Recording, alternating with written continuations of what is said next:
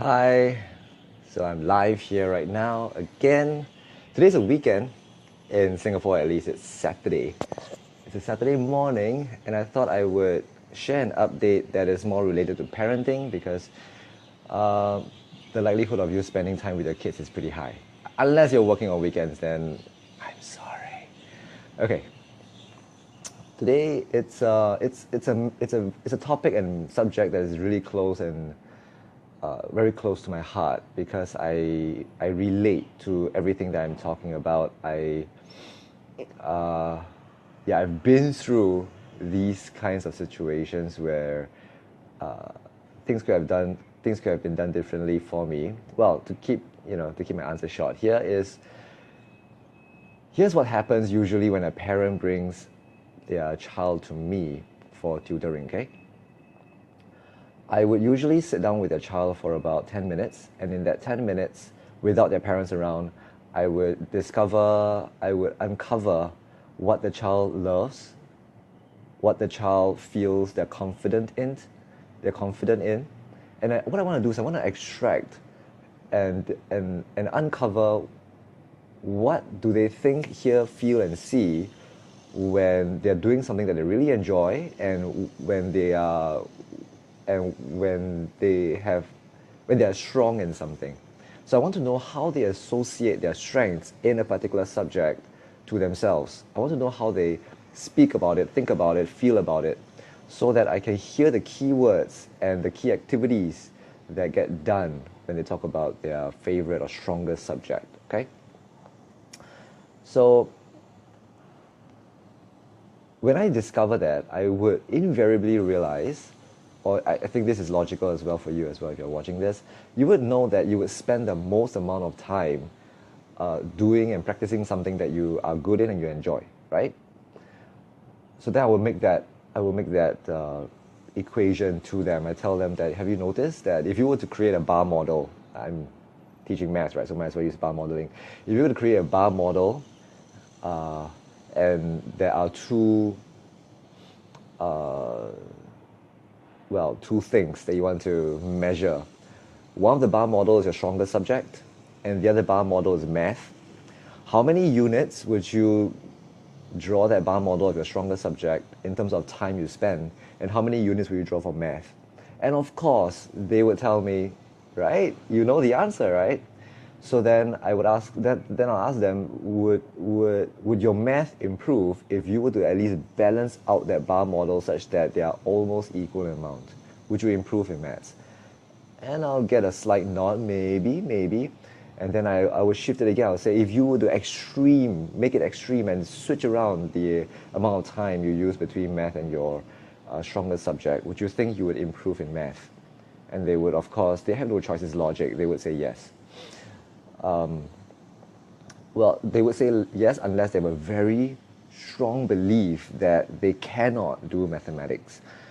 And then I will go in, I will let them do some questions, and then I know that they will get most of the questions wrong because I'll give them really difficult questions to do. And at the end of the diagnostic assessment, I will come in and I would go through those questions that they could not do in the first place, which are really tough, and I would teach them how to think. I will teach them what the method is to solve them.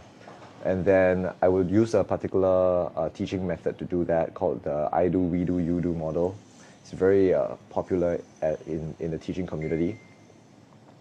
And then I would create a whole new question that is very related to what we have just learned, but different data, it tests the same model to solve with, but you got to still think how to solve it. You can't just plug and play from the previous question. And then they would prove to themselves that I've actually learned it. And I would then come in to say that, have you noticed that 10 minutes ago you could not do this question, and you spent all this time and you cannot solve it, but just in 5 minutes of listening to me, not only have you learned this method, you could also reproduce it yourself in a totally different question that uses the same concept, right? So your brain is actually growing. And what I ask them then is, let me ask you a question. If you got all the questions correct, versus you got some of the questions wrong and you made mistakes, which situation would your brain have been growing?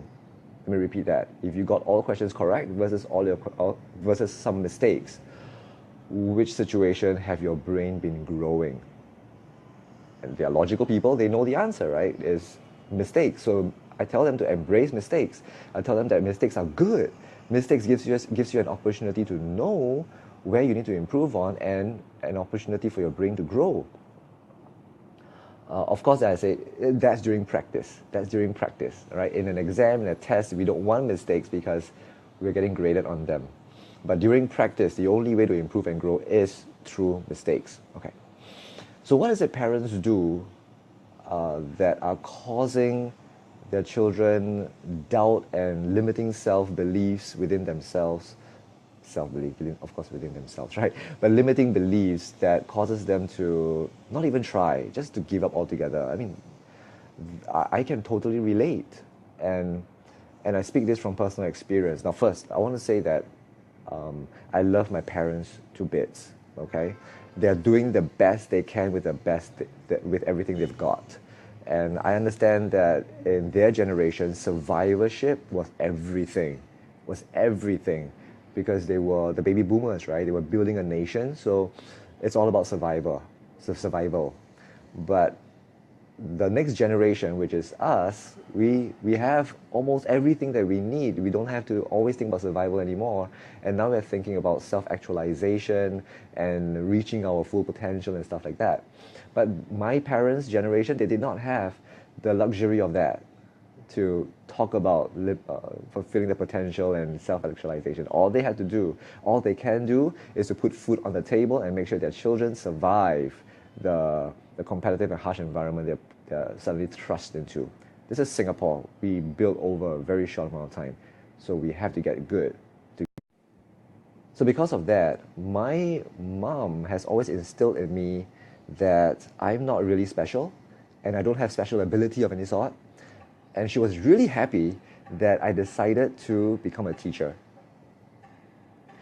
I remember clearly that this was when I was 14, when I said I want to be a teacher.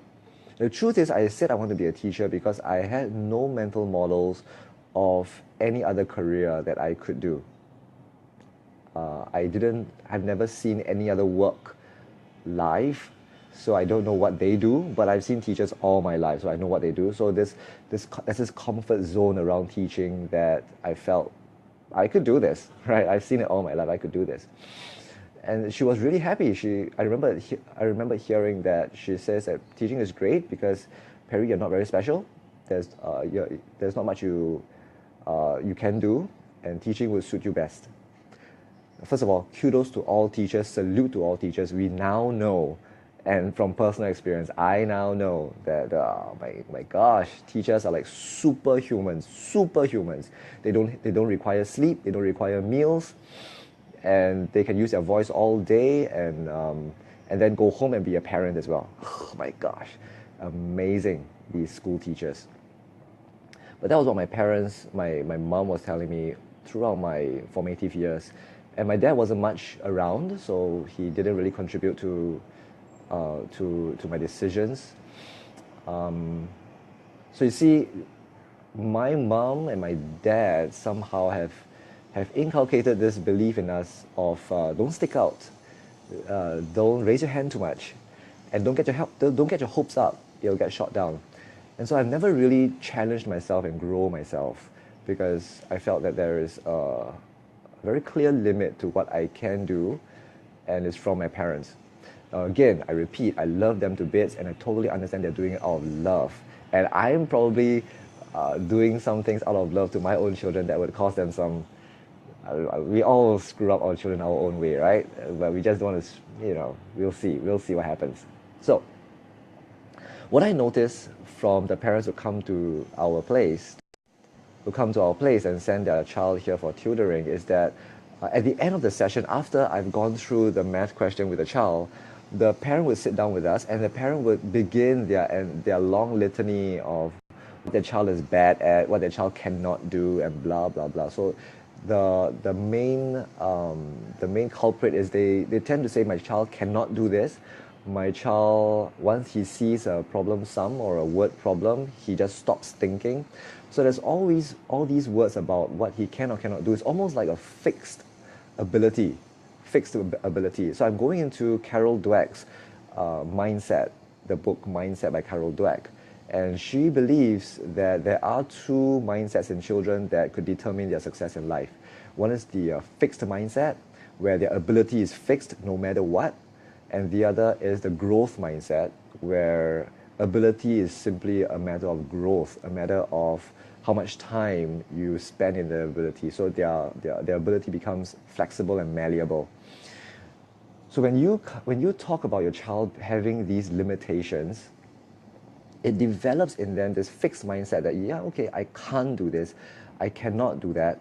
And it becomes this mantra they have in their head and a belief they have in their head that spills over to other areas of their lives as well because of certain beliefs that they already hold. What I suggest is adding just one 3-letter word at the end of the sentence to radically shift the belief of your child. Here's the 3-letter word. All you have to do is use the word yet. Y-E-T, yet. My child cannot do these kind of problem sums yet. My child, once he sees these kind of problems, he's not able to develop the belief in him to solve these problems yet.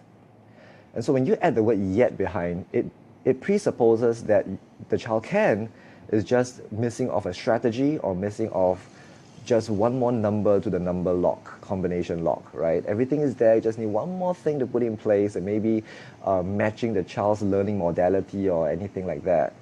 And it infinitely drives up the belief in the child. And I can tell you for a fact because I've got students who come in here and they immediately add 10 marks or 20 marks to their score in a matter of a few weeks, simply because they now realize that math ability is a matter of development, it's a matter of growth. You choose to grow in that ability. It's not fixed, it can be grown, and there is a recipe for it, and there are ingredients that you must put in it, and there are ingredients you must put in the right order to make it grow. That's it. So parents, if you're watching this, give your child the gift of limitless mindset, of this growth mindset. All you have to do is to realize that all abilities is a matter of growth, it's a matter of development. And if you allow your child to develop that belief in themselves that they're not good at something yet because they have not figured out or put in the time to make it grow, just imagine what your child would think about in the future, for their future, when they have that mindset. The limitless mindset. The grit and work ethic mindset. How about that, right? That's what I'm working for my children as well. And also for myself, because if we want to develop a growth mindset in our children, it's so much easier if we have developed that mindset in ourselves, because then we are like the walking billboards, right? What we say and what we do are so aligned that they have no choice but to learn from us through osmosis, right? Wouldn't that be cool? Wouldn't that be awesome? All right, so this is Perry. I hope you enjoy your weekend. Have a great day with yourself and with your family. Bye. See you tomorrow.